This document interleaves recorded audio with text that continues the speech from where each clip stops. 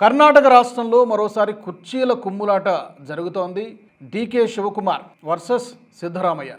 ఈ రెండు వర్గాలు కూడా ఢిల్లీలో పెద్ద ఎత్తున గత కొన్ని రోజుల నుంచి లాబింగ్ చేస్తున్నాయి. ముఖ్యమంత్రిగా తానే కొనసాగుతానంటూ సిద్ధరామయ్య పదే పదే అదే డైలాగ్ చెబుతూ ఉన్నారు. కానీ ఈ మధ్యకాలంలో సిద్ధరామయ్య స్వరంలో కాస్త మార్పు వచ్చినట్టుగా కనబడుతోంది.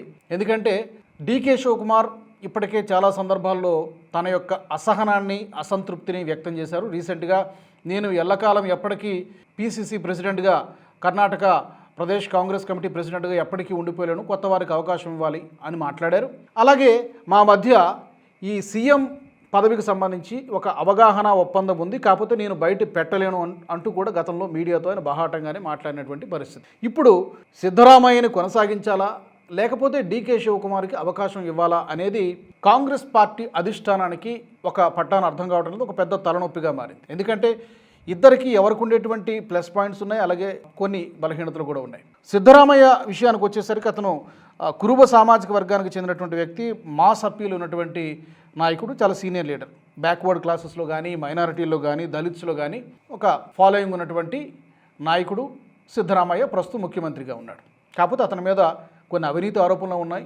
ఒక 7-8 నెలల కిందట ఈ అవినీతి ఆరోపణలతో సిద్ధరామయ్యను పక్కన పెట్టేస్తారనేటువంటి చర్చ మీడియాలో చాలా జోరుగా జరిగింది. మరి ఎక్కడ పాములు గదిపాడో ఏంటో తెలియదు. మొత్తానికి సిద్ధరామయ్య అప్పటికి సీఎంగా కొనసాగాడు, ప్రస్తుతానికి అతనే సీఎంగా ఉన్నాడు. అయితే కాంగ్రెస్ అధిష్టానం అనుకుంటున్నటువంటి ఈ 2.5 సంవత్సరాలేమో డీకే శివకుమార్కి అవకాశం ఇస్తామని చెప్పి అధిష్టానం ప్రామిస్ చేసినట్టుగా మీడియా సర్కిల్స్లో చర్చ జరుగుతుంది. ఎప్పుడు కూడా ఇలాంటి విషయాలు బాహాటంగా చెప్పరు కాబట్టి చర్చ ఏంటంటే 2.5 సంవత్సరాలు సిద్ధరామయ్యకి, 2.5 సంవత్సరాలు డీకే శివకుమార్కి ముఖ్యమంత్రి పదవిని ఇస్తాం. ఈ కర్ణాటకలో ఎప్పుడు ఈ పవర్ షేరింగ్, ఈ పవర్ టస్సెల్ ఎప్పుడు ఉంటుంది. గతంలో కూడా ఇదే పరిస్థితి. ఇప్పుడు మరొకసారి కాంగ్రెస్ పార్టీ అధిష్టానానికి ఏం చేయాలో పాలుపోవడం లేదు. డీకే శివకుమార్ విషయానికి వస్తే డెఫినెట్గా ఒక ట్రబుల్ షూటర్గా చెప్తూ ఉంటారు కర్ణాటక కాంగ్రెస్ పార్టీలో.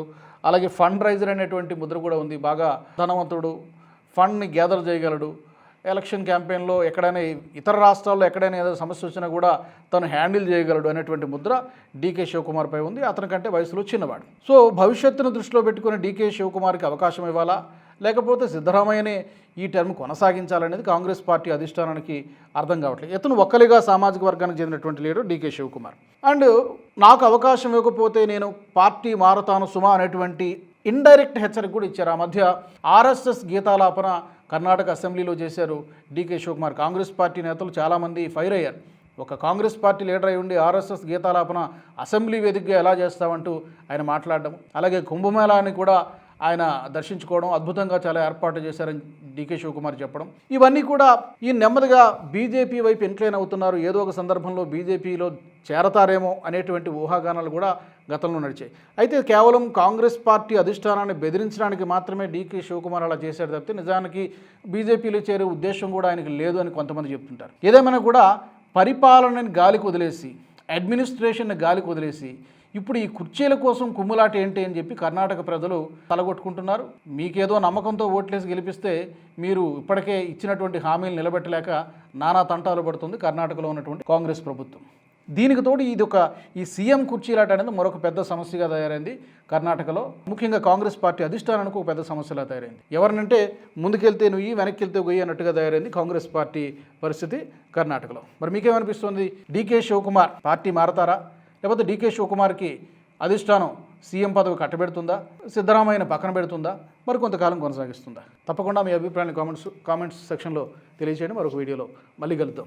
ఈ వీడియో మీకు నచ్చినట్టయితే లైక్ చేయండి, 10 మందికి షేర్ చేయండి. అలాగే కామెంట్ల రూపంలో మీ అభిప్రాయాలను మాతో పంచుకోండి. Nationalist hub group of channels ను సబ్స్క్రైబ్ చేసుకుని తెలుగునాట జాతీయవాద జర్నలిజాన్ని ప్రోత్సహించండి. ఈ వీడియో కింద ఉన్న బెల్ ఐకాన్ పై క్లిక్ చేయడం మర్చిపోవద్దు.